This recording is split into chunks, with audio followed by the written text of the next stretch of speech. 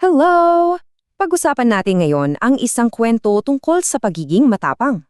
Naisip nyo na ba kung anong gagawin nyo kapag may isang bagay na sobrang nakakatakot? Well, yung kwento natin ngayon, baka may sagot dyan para sa atin. Sandali, isipin natin, ano nga ba yung mga bagay na nagpapatakot sa'yo? Baka yung malakas na kulog? O yung dilim paggabi? O baka yung pakiramdam na mag-isa ka lang?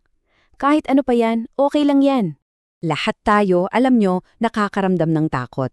At ngayon, may dalawa tayong totoong kwento tungkol sa ilang mga taong sobrang natakot.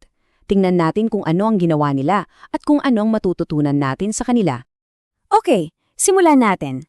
Ang kwento ay nagsisimula kay Jesus at sa mga kaibigan niya, yung mga disipulo.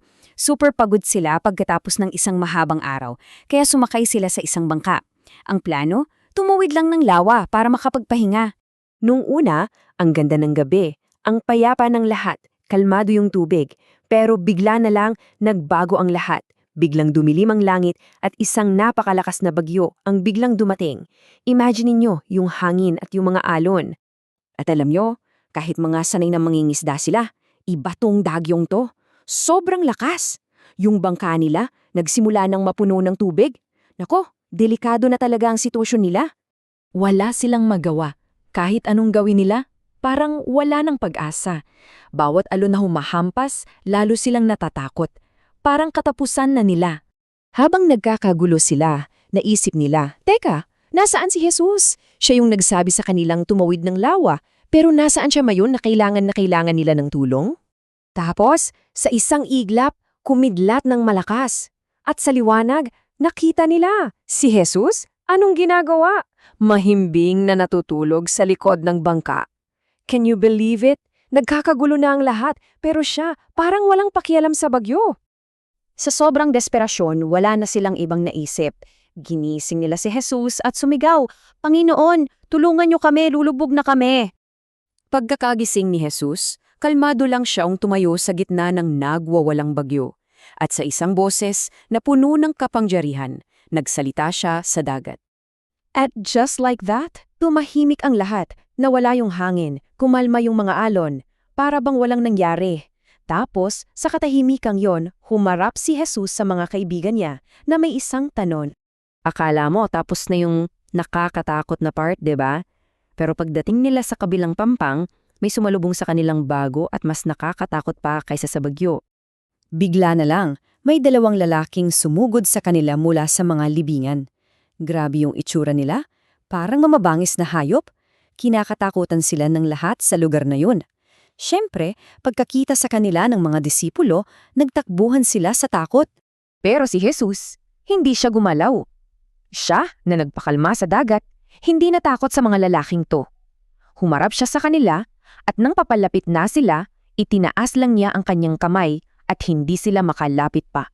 Inutusan ni Jesus yung masasamang espiritu na umalis at sa isang iglap, nagbago ang lahat. Tingnan niyo yung kaibahan.